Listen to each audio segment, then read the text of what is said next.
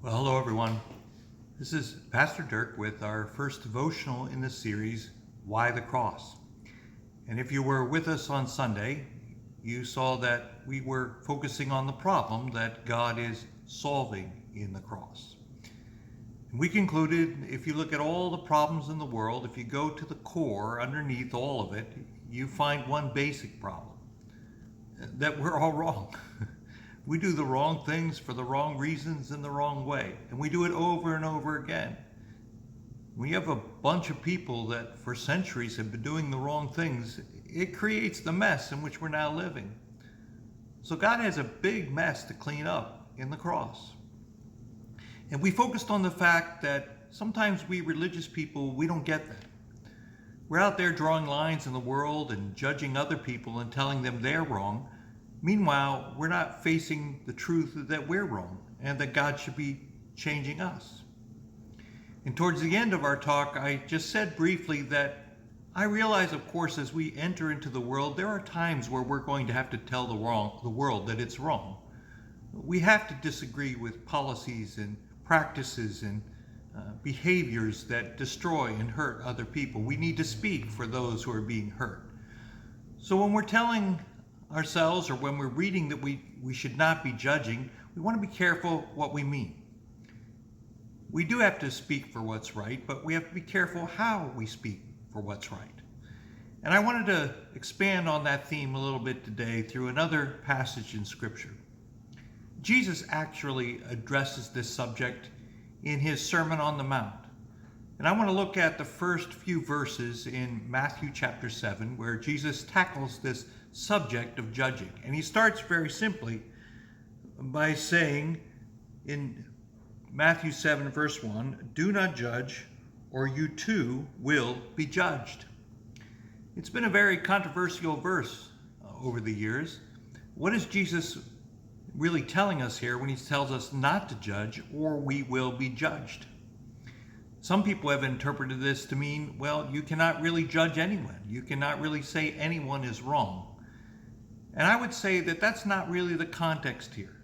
If we understand this word judge as it's used in Matthew especially, it has a very specific meaning. It's talking about a divine judgment.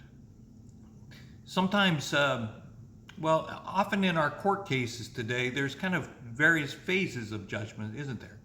Sometimes there's the pronouncing of guilty or innocent, where the jury makes the decision, and then later there is this imposition of the sentence.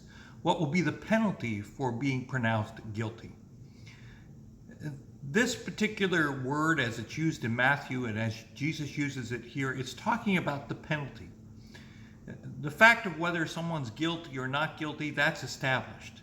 Let's assume they're guilty. The question is, what about the penalty? What is the penalty to be paid if one is guilty and if one is wrong? And what Jesus is telling his followers here is, be careful how you decide what the penalty is.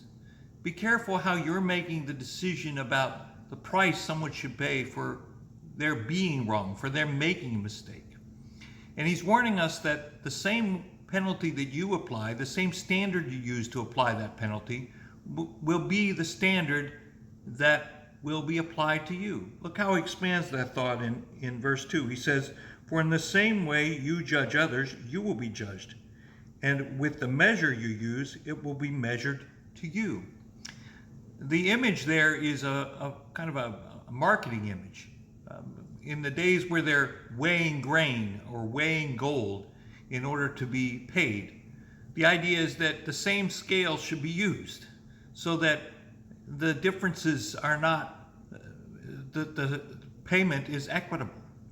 The idea here is, if someone sins against us and does something against us, and we demand that they receive the fullest extent of the law, as much punishment as we can dish out, we're going to demand it from them.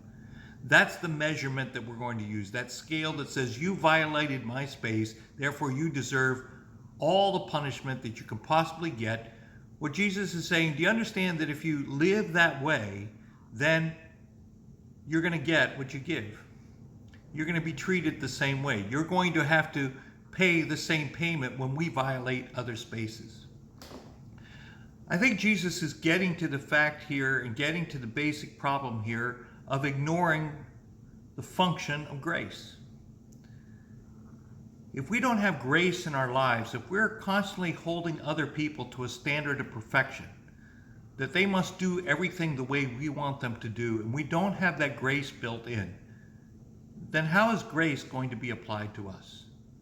What we're really doing, if we live in a world or if we expect things from others and we hold them to this high perfectionistic, pure standard, what we're really showing is we don't understand grace. We've never experienced grace.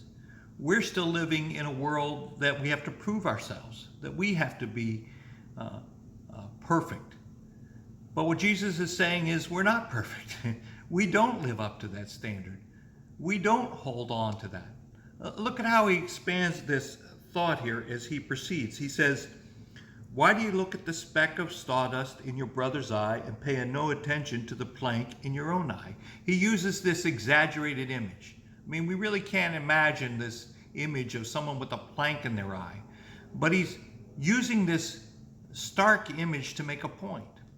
That sometimes in our zeal to judge other people, we're not missing the fact that we have a problem ourselves. We get so obsessed about someone else's problems that we're not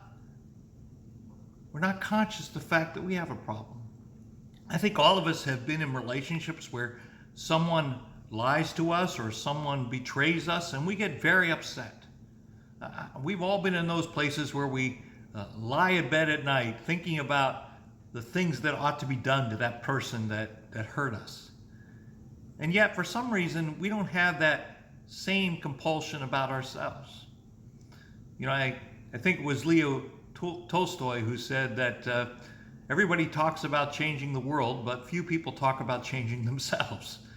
We have this exaggerated lens by which we sense when people step on us and transgress our space and make us uncomfortable, but we don't have that same degree of heightened sensitivity when it comes to what we do to other people.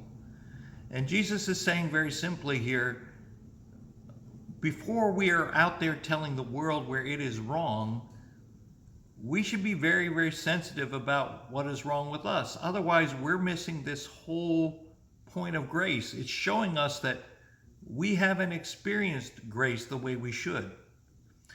And he takes this image now a step deeper when he says, how can you say to your brother, let me take the speck out of your eye, when all the time there is a plank in your own eye? So the first question he asks has to do with being aware, not realizing that we have problems ourselves, that we haven't experienced grace. And now he turns and pushes that outwards and he says, how can you help another person then? How can we help another person get better if we haven't experienced grace ourselves? How can we go out into a world that's enslaved to sin, enslaved to addiction, if we've never been delivered from our own sin or our own addictions, if we've never experienced the power of grace in our life? It's hard to go out into the world and teach somebody to recover from something we've never had.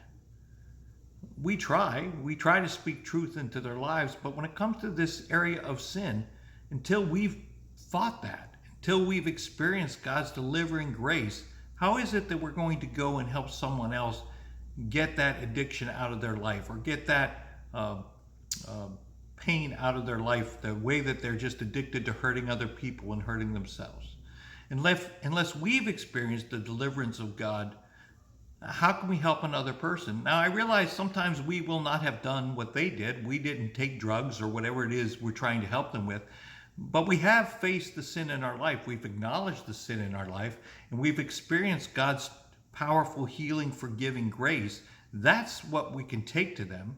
And that's really what God is recommending that we do in this world. Notice he says, "You hypocrite, first take the plank out of your own eye, and then you will be able to see clearly to remove the speck from your brother's eye." The idea of the hypocrite there, that's an actor word. That means we're playing a role, we're pretending. And I suppose we've all known people that kind of use their religion as an identity thing. I mean, they aren't really convinced, they're not transformed.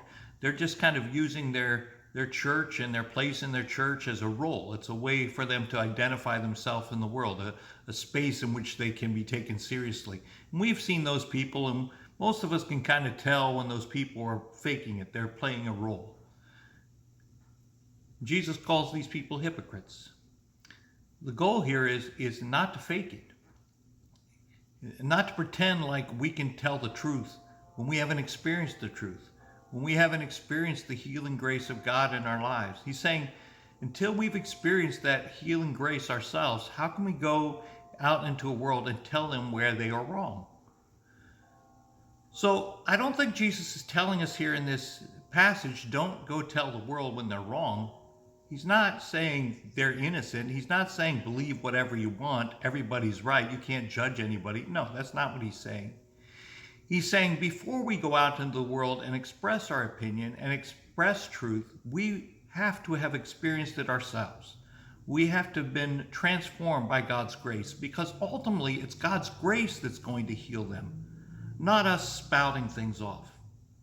Which brings us to verse 6. Now, sometimes we're not always sure. Scholars debate whether this verse should be included, whether this is part of the context or this starts a separate truth. But I tend to think it follows on. It's a kind of a natural consequence of what Jesus has just said. He says in verse 6, he says, do not give dogs what is sacred. Do not throw your pearls to pigs. If you do, they may trample them under their feet and turn and tear you to pieces. Well, not a very, very pleasant picture, is it, of pigs turning on us. And I don't know if you've ever been to a place where you've seen kind of wild boars out there. They can be nasty animals sometimes with their huge tusks and all the rest. So it's not a very attractive picture here of pigs attacking us. And it's not a very complimentary picture, even in a Jewish world, especially in a Jewish world. But I think it's a powerful point. When we go out into the world that doesn't know the difference between right and wrong, and if we just go out there in the world and all we do is keep pointing our fingers and telling them how wrong they are, how do we think that's going to change them? Aren't we just going to get attacked? And we see that now. Sometimes our methodologies of going out the world and just telling them how wrong they are, all we do is get ourselves attacked, because there's too deep a void between them and what they see as right. How are they going to see they are wrong? God hasn't revealed to them the error of their ways. And so we get attacked. How about if the way that we change the world around us is through this message of grace? How about rather than standing on one side of the wall and just continually pointing our fingers and screaming about the truth, if we lovingly, caringly speak about God's grace and God's love to them? Yes, we will have to protest. We will have to sign letters. We will have to vote. We will have to express our opinions. Yes, we want to stand up for what's right. But what if we found ways to do that in peace? What if we found ways to do that with respect? What if we did it as people who have experienced Christ's healing grace ourselves, that we've faced the demons in our own life, we've faced the things that are wrong in our souls, and we've experienced the power of grace? Because grace is the thing that's going to change them. Love is the thing that's going to change them. We shouldn't be surprised when we go out there and we're attacked for what we believe. No, that's going to happen.